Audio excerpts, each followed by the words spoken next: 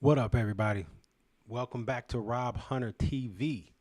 This is technically my third stream, but I don't know if any of you saw a little bit earlier. In reality, it's my second, due to the fact that I did the whole damn stream without the mic on. The whole thing. I went through the whole entire thing without the mic on. Like, I thought I was doing pretty good too. I got all my stuff set up and I went through the whole it was like a 40-minute stream. That's a long time for me. My second stream, it wasn't that smooth now. I was stumbling and fumbling around. But yeah, I went through the whole damn thing and my mic wouldn't. Let me check. Is okay, mic on, got my volume. Yeah, I went through the whole damn thing without the mic being on. So I apologize if some of y'all actually checked it out and you may have thought something was wrong with your settings on your YouTube, or maybe something was wrong with your phone or however you're tuning in. But I did that whole damn thing with no sound, with nothing, mic just off. So welcome to technically my third string, but in reality, it is my second. So thank you guys for tuning in. If you guys saw the first stream, I really appreciate it. I think I got a full 200 views on it, or somewhere close to that. So we had to start somewhere, and we're still going through the rigmarole of trying to figure out all of this. All of this again. There's no equipment really behind me, but it feels like the equipment is everywhere because I'm trying to learn it all, and just going through what that process is a bit nerve wracking. But if you did see the first stream, thank you very much. Hit like, subscribe, comment, do all the stuff to help me. Do all this. So we're in this journey together. So I appreciate that. This is my second stream. I haven't come up with a schedule yet because I'm just still trying to figure out how much I can handle as it relates. I mean, I could do this every day if I had an editor, but I don't. And so since I am a one-man band, I have to just figure out what that workload looks like and how much I can handle. So as I work that out and try to figure, because I don't want to say I'm going to be here at a certain time and date every single week and not be able to do that. In order for you guys to continuously find me, I have to give you time and date that I can, depend on. So as I figure out how much I can handle and what my learning curve looks like, I will be locking in a time soon in Jesus' name. So anyway, as we start off this week, I hope you guys had a wonderful weekend. I spent my weekend down in Florida, down in Rosemary Beach, 30A, as some of my white brothers and sisters know it, with your little sky blue stickers rolling around. I went down there. I managed not to buy any 30A merch. I think you guys are handling that well, all on your own.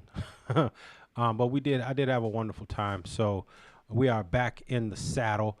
I got back yesterday at around 4 o'clock. It was nice. I had a good time down there. We spent probably a little bit too much money down there, but we back and we're in recovery mode now. So last night, the Oklahoma City Thunder managed to win their first championship. They beat the Indiana Pacers.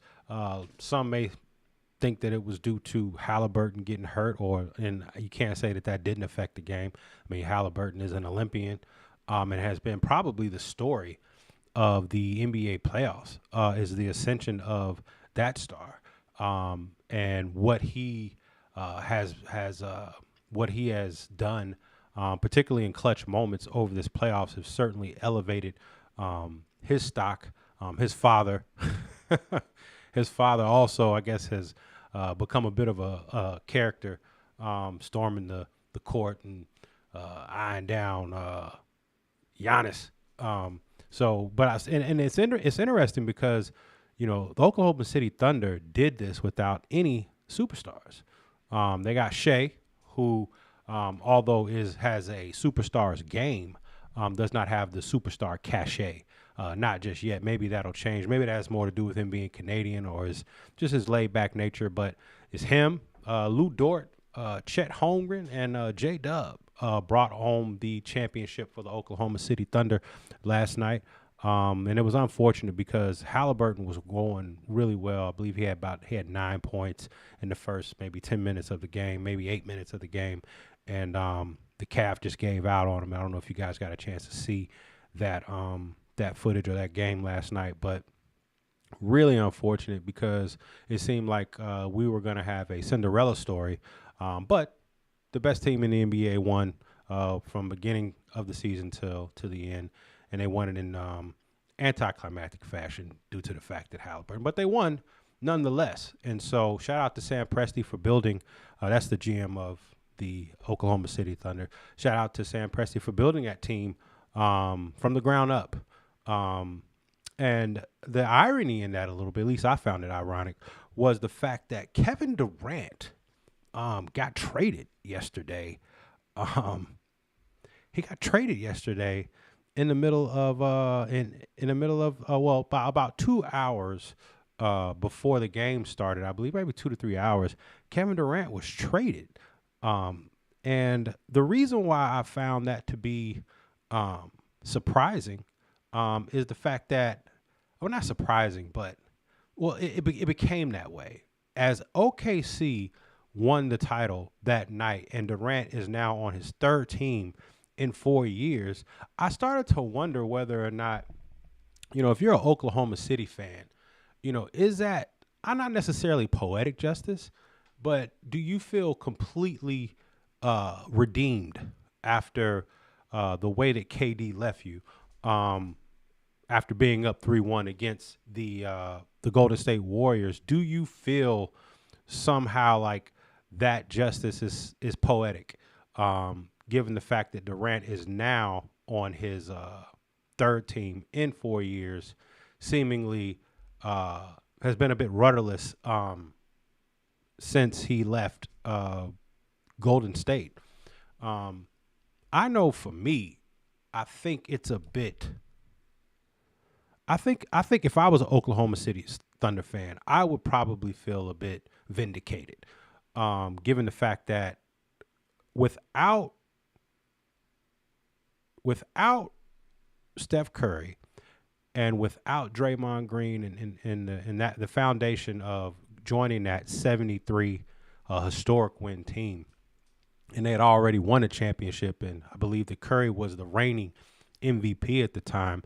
For KD to leave, he would have been public enemy number one for me. Not to mention just taking it back a couple clicks to OKC and what they've done.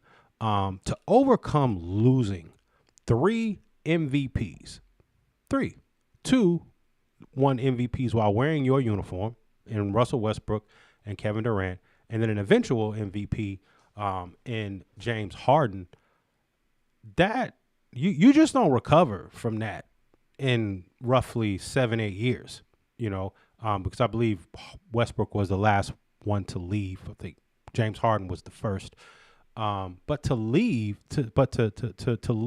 that, you didn't just lose talent, you lost NBA most valuable players. 3 of them. They were all there, had your uniform on at the same time. And for y'all to bounce back, or for the Thunder to bounce back in that way, I do find it poetic. I find it extremely unique. I'm not sure in the NBA we've ever seen a team rebuild that quickly to take down the whole thing. And so for Kevin Durant to have left you guys for Golden State, which I just found completely appalling. I couldn't believe that someone who, like, if you're going to leave, all right, okay, leave then, leave. I guess leave. I mean, after blowing the 3-1 lead, all right, leave. But you don't leave for the team that you lost it to. You leave and you like they needed you. But I guess, in the hunt for that ring and that, to satisfy that notch on your belt, or that, that part of the resume, to each his own, I guess. But I did find it I found it. I don't know. There was just some sort of poetic symmetry there for him to be traded to his third team in 4 years, and for you guys to have won it with the cast that you had won it with was a bit. I don't know. I just found there's some sort of subway irony there. And so when I started to think about that though, like when I looked at Durant, then I looked at where he's going to Houston. That team finished second in the West to OKC, which is another loaded squad. I started to think to myself, when you look at Kevin Durant and his moves, how he's been able to avoid the ring chaser moniker has been a bit perplexing to me. For him, as soon as you leave to go to the 73 win team, and they already had a ring and in a historic regular season, and they lost the finals to LeBron, ironically relinquishing their own 3-1 lead. To go to that team, I just found to be, first let me just say this. First off, I felt robbed. I felt robbed because I was looking forward to years of Golden State and Oklahoma City bouts, like just epic regular season clashes and obviously ultimately postseason clashes. I was looking forward to Westbrook and, just how the fire that he still plays with, but especially back then, and looking forward to Durant and those guys just going at it and seeing if OKC could eventually get over the hump, which, I mean, why wouldn't you think that was possible if you're already up 3-1? You chomping at the bit to get back so you can go ahead and, you got unfinished business. Like, this is the story, the narrative is building here. This is what we love to see. This is why we love sports so much, is that sometimes every now and then you get these epic, part 1, part 2, part 3 clashes where you get to see these Titans go up against one another, and you get to hopefully see how those narratives develop, and maybe the underdog eventually supplants the champion, the way that Jordan did when he finally got past the Pistons after losing 3 straight years to them. He was able to dethrone Isaiah after the wrist injury, but he still was able to do it. He still was able to get past them. And so now you have those it's still to this day, those are some of the best series that you remember. The Bulls and New York, I believe 2 years back to back was some epic basketball. So we didn't, and obviously if you want to take it back to Lakers Celtics, obviously that was a finals, but Larry didn't leave to go join the Lakers. You know what I'm saying? And I think that somehow when you start to think about why did he get that pass, like why did he get that collective pass from the NBA fans? And I think, and this is what I think. I think that people were so mad at LeBron after he took his talents to Miami for those 4 seasons. And, obviously they won 2 championships there. And they just never let that go, even though he went back to Cleveland to make that right by at least all of Cleveland fans, to make that right, to go back, is particularly with the relationship or the lack of a relationship, or how that deteriorated with the owner, Dan Gilbert. For him to go back there after Dan Gilbert said all that crap and all them fans burnt his jersey up, to go back there to make amends and to take a team that had missed the playoffs 4 years in a row. This is a lottery team. To take them and in 2 seasons beat basically what would have been, or at least regular season wise, the best NBA team in the history of the league with 73 wins. To come back, you would think that should, all bygones should be bygones.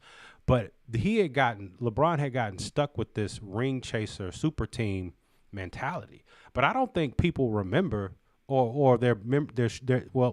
don't think people remember when when Kevin Garnett joined the Celtics. And that wasn't even the first super team, I don't think. Or maybe it was. I would have to look that up. But do y'all remember Karl Malone and Gary Payton joining Shaq and Kobe Bryant in LA? Now, it didn't work, but they tried it. They tried to create a super team. They just got their ass whooped. And then you look at, like I said, you got Ray Allen, you got Rondo, you got Paul Pierce, and you got Kevin Garnett. That was actually the first super team that worked. But for whatever reason, LeBron James has never been able to shake, particularly from the haters, that moniker. And so I think after LeBron came back and beat the Cavs, came back and beat Golden State, for some reason it wasn't enough. And I think that and then the onslaught was on, because Draymond Green himself said when the Cavs came back, LeBron specifically had figured them out, and they needed Durant, which is crazy. To think that you have the reigning MVP is Steph Curry. You've already won one title. You won 73 games. I believe at the time, maybe not at that time, but Draymond Green was a defensive MVP of the league, and you got Klay Thompson. That should be enough. Y'all already had beat them, but I guess when they won the first title with the injuries to Kevin Love, and I believe Kyrie was injured too, they were out there with Matthew Dellavedova, and they won that first title. And maybe they were thinking, like, with a healthy, Cavs team, that LeBron and they just weren't good enough, and they needed Kevin Durant.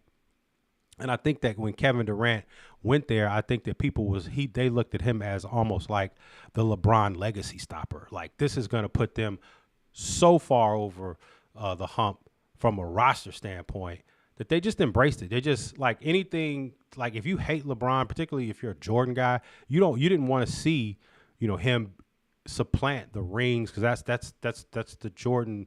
Those are people who are staunchly in Jordan's corner. They just go to 6-0 all the time, 6-0 all the time. And I'm a Jordan guy myself. I just bring a little bit more level-headedness to the discussion than just 6-0 and that type of thing. But that's a discussion for another time. But if you're looking for ways to protect whatever your argument is for him being the GOAT, then KD's your guy. And I actually know a couple of Chicago fans personally. They'll never admit it, but they love the fact that KD did that, so that it would tip the scales. I mean, now you got two current MVPs, which had never happened in NBA history. You didn't have two successive MVPs on the same team at the same time, and they already on a team that had a historic regular season and 1 year removed from a championship. You just hadn't seen it before. And so when you look at that, when you start talking about ring chasing, I don't know. The story could end there. The story could end right there. It could end right there. It can end right there. With him joining that 73 win team, and they go, "Oh, he was the MVP. He was the MVP." Iguodala was the MVP too. Iguodala was the MVP too. So, what is he? Was Iguodala the reason they won the first championship? Was he the reason? I'm asking. Was he the reason? Yeah, I mean, Kevin Durant was the MVP of the finals. Yeah, he was. But was he the reason? Was he the reason? If we're being logical here, he was part of the reason. He was not the reason. And so, I mean, because you have to think. This is how I liken Kevin Durant's addition to the Warriors.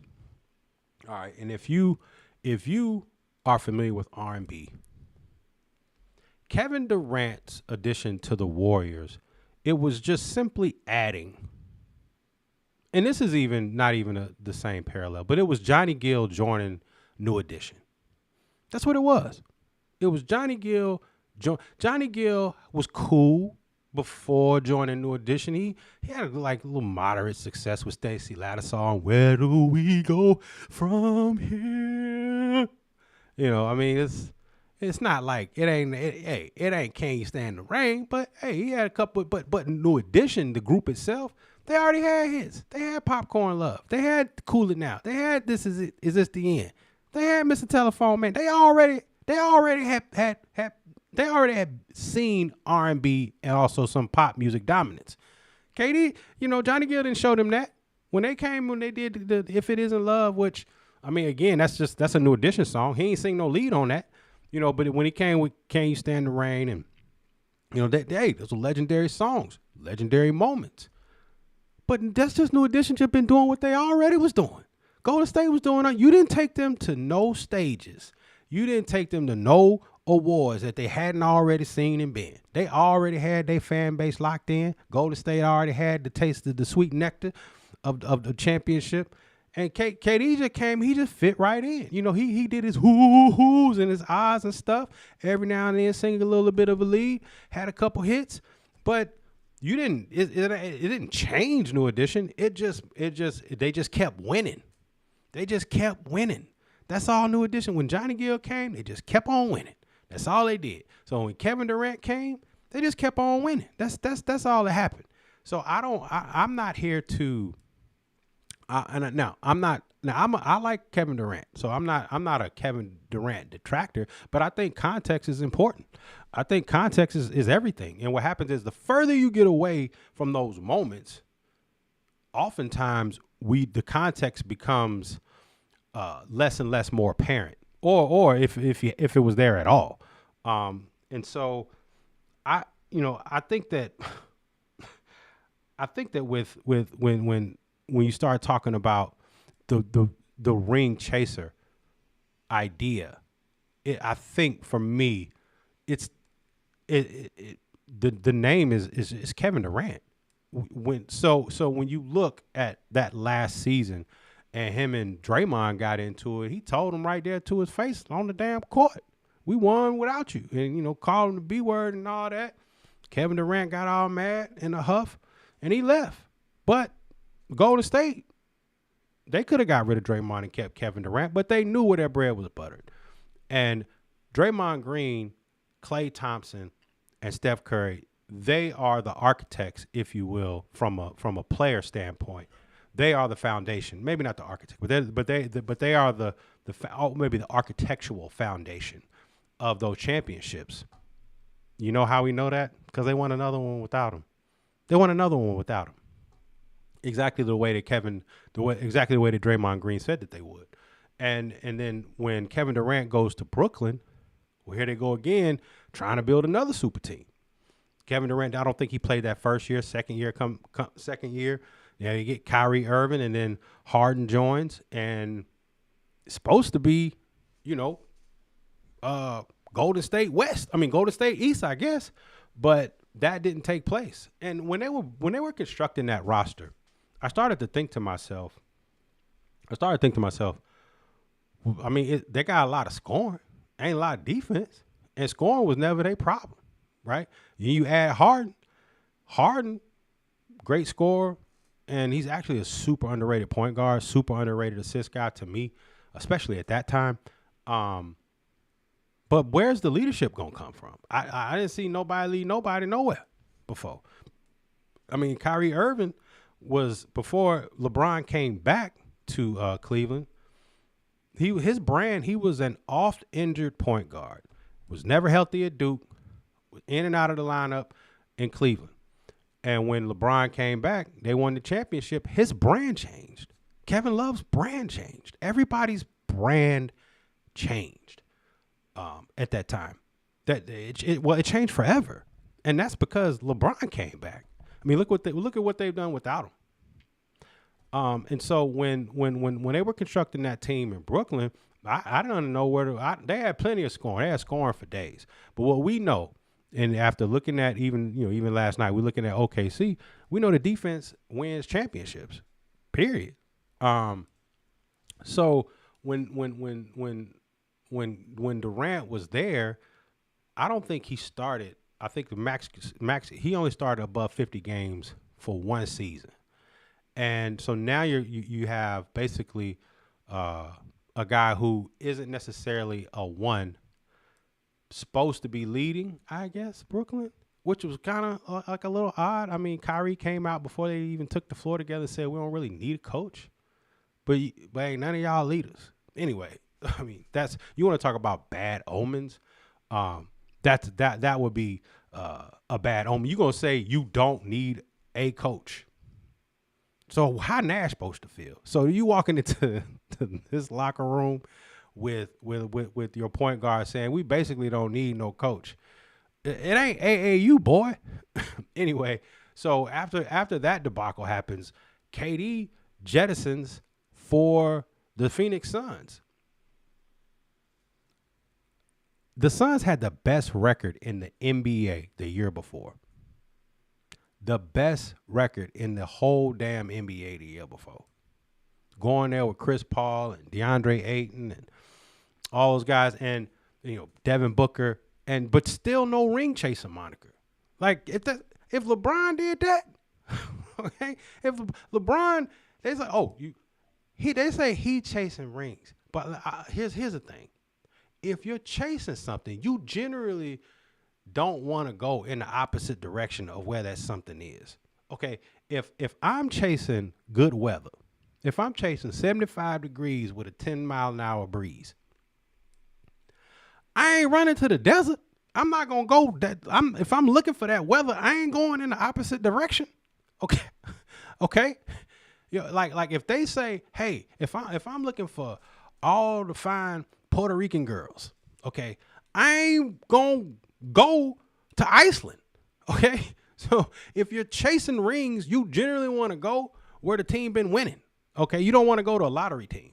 So LeBron go back to Cleveland and they say he chasing rings. He go to the lottery team. They say he chasing rings. He goes to LA, a team that's missed the playoffs for 5 years straight, and they say he chasing rings. But Durant can go to a 73-win team. He can go to the Phoenix Suns. He can go to and not so much as a peep. And it's interesting. Like so, maybe it's more of a credit to LeBron James. If you that damn good, that you show up to a lottery team and they say you like wherever you go, you just chasing because you there. Because Kevin Durant can show up and they're like, oh yeah, it's a great addition to the team. LeBron ain't addition. LeBron with him, people start sizing up like what size ring they gonna wear, like what I'm finna put on, like what because they know that the jewelry's coming soon. I guess. I mean, it could be the first time in the history of the NFL. Of the National Basketball Association, where a player can join a lottery team and they say he's chasing rings. Where does that come from? So when he goes to the Suns, obviously that didn't work either, and so now he then went on over to now he's going to Houston. Another 50-win team. I don't know how that's gonna shake out, but I think that for me, okay, if we gonna play this out, not play this out, but project. I think, ironically, KD, as much as I didn't like the move, KD, I think, knows himself and what at least, or he knew this. He knew that what he doesn't like to be the guy, and he wants the shots of the guy, but he don't want the pressure of the guy. And I think that's what we all want, right? But when he went to Golden State, he knew that if the shit hit the fan and they lose games, the reporters ain't gonna ask him why they lost. They're going to Curry's locker.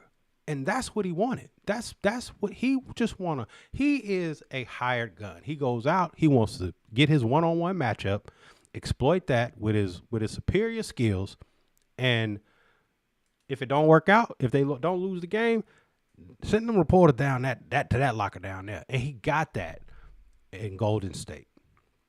And if you look at what happened during the Olympics, this past Olympics. It was KD performed so great off the bench. I mean, come in.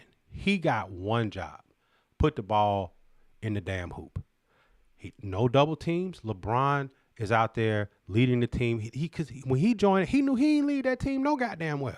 That was LeBron leading the Team USA to that gold medal. And KD's perfectly fine with assuming the premium number 2 option, the number 2 role on the team. That's what he is maybe the best number 2 in the history of the NBA. And oftentimes you can conflate being the best number 2 for being a number 1. And sometimes that can happen. You just have to move around and find your spot, and maybe you can continue to grow into a player that can be that number 1. But oftentimes people think you want that microphone in your hand. You think you ready to carry the group. But when the solo come on, when that spotlight hits you, and y'all don't perform the way that you think, hey, everybody gonna be looking at you. Why the group ain't popping? Why we ain't selling no records? Why we ain't doing this? Everybody not made to be David Ruffin, okay? Everybody ain't made to be Mike. That's a whole different thing, okay? And when you see KD at his best is Johnny Gill. KD will bring his outfits. He will bring his dance steps to the team. And he will perform wonderfully, okay?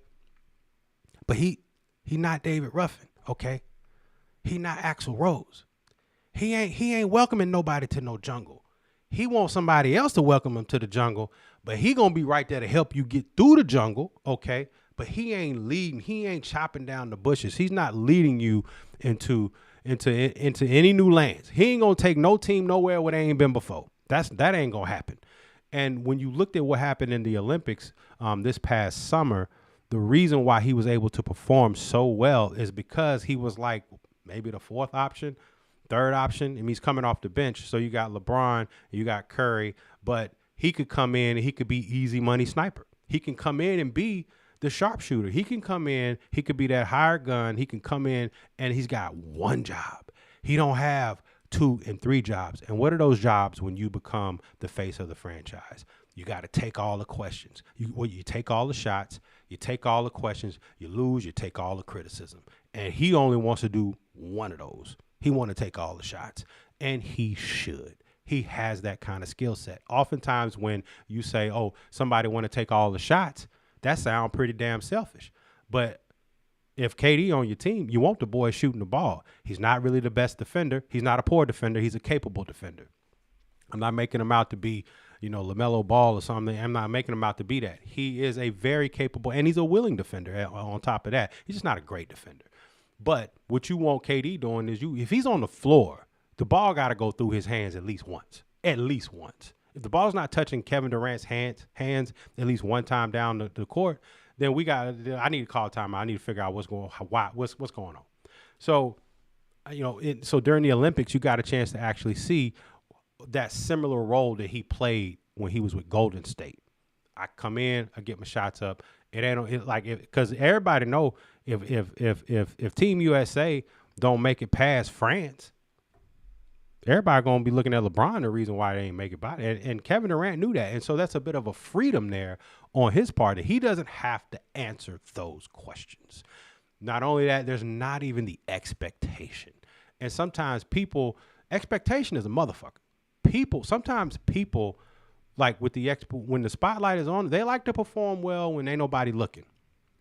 Fair enough. Fair enough. And they can perform, and more importantly, they can perform when nobody's looking. But when that attention shifts, there can be a bit stage fright. And so I think Kevin Durant actually experienced a little bit of that throughout his career in various ways. I don't want to say fright, but that version of knock the shit all on the damn floor. Anyway, that version of stage fright. So I just want to, I wanted to, that's what I wanted to talk about. I wanted to talk about how, well, not necessarily that, but for what reason. It's interesting, the narratives that we spin in our heads, or that we hear like, oh, LeBron's a ring chaser, but you got Kevin Durant, who has consistently hunted the best situations, teams that have already won titles, teams that have posted the best record in the entire NBA, which is what Phoenix had did the year before he had gotten there, and now he's going to the Houston, who finished second in the West.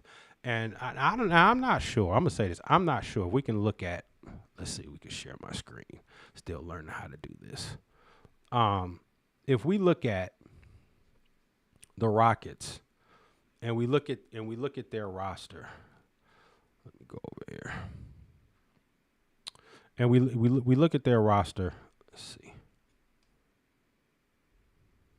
Okay, there we go. All right.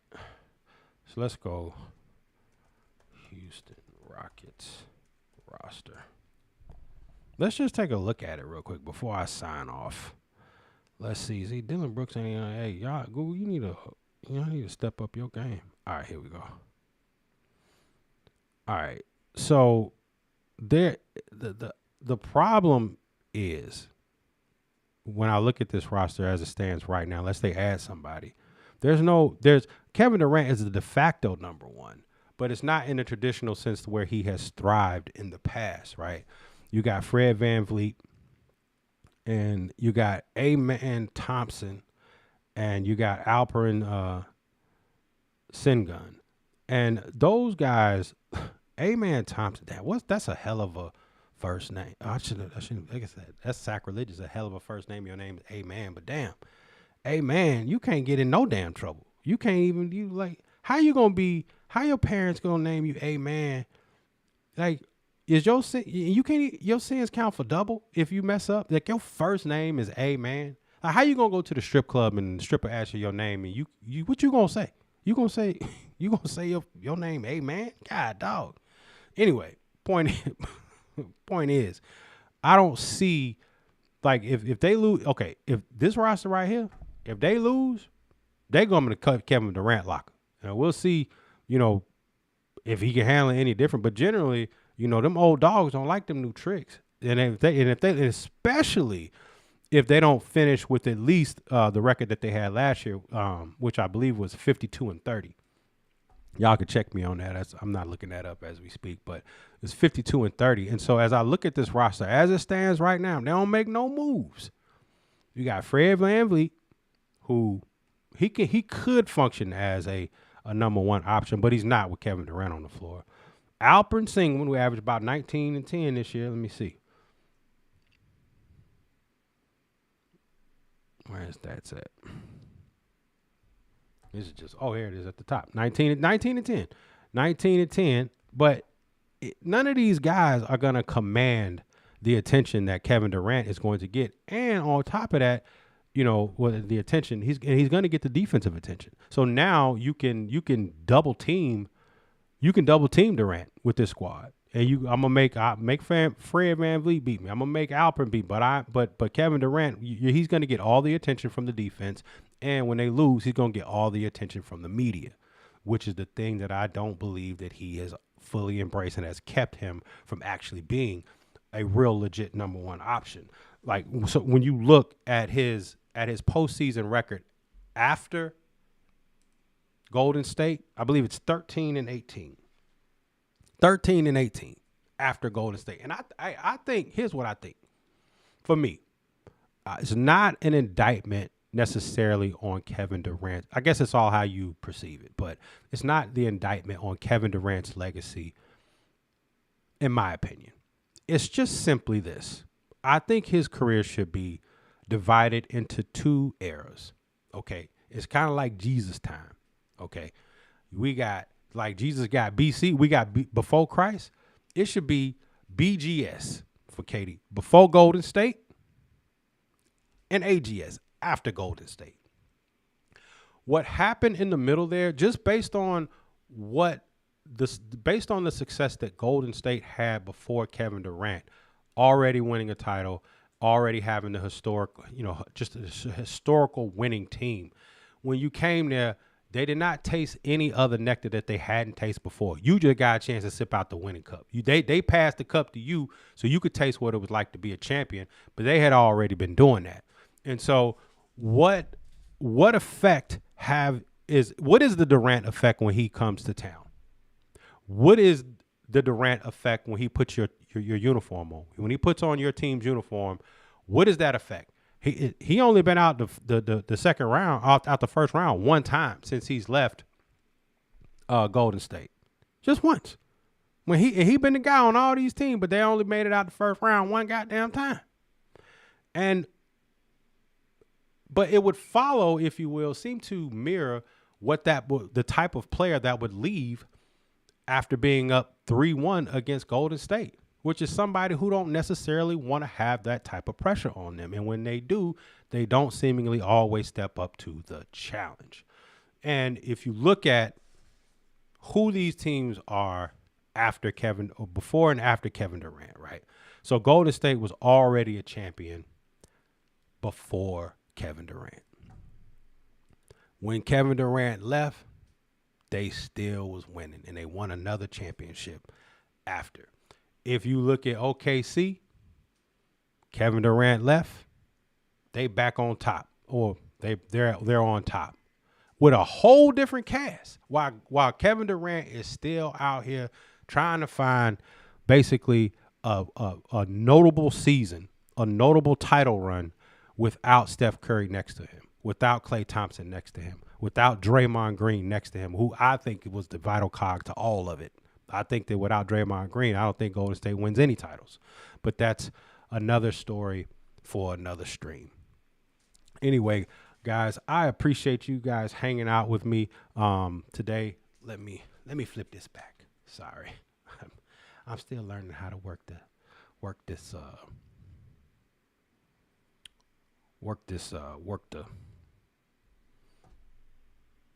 software. But anyway, you guys, I appreciate you guys hanging out with me, checking out my third stream. Technically my third, but the one that's going to get posted is my second stream. I appreciate you guys hanging out with me, working with me through while I'm going through all of this rigmarole. Like I said, I will try to get to a more consistent time frame. I just have to figure out how long it's going to take me to edit this stuff. How long is it going to take me to post it, et cetera, et cetera. So I'm vetting some AI editing software now, trying to figure out which one is going to give me the best return on investment. So I appreciate you guys hanging out. I will be back tomorrow doing a music pod. So I appreciate you, or a pod or a music stream. So I appreciate you guys hanging out with me. And yeah, this is Rob Hunter TV. Subscribe, like, comment, tell people what I'm doing, and even lie. Like, if you don't think it's that good, just tell them it is. Shit, let them make the decision for themselves. I don't need you. Don't just say, hey, this is the best stream out there in the history of the internet. He got the best one. Just tell them that. And if they come here and they don't meet up to that standard, then that's on me. But direct them here. Okay. This is Rob Hunter. Thank y'all for checking in. Peace.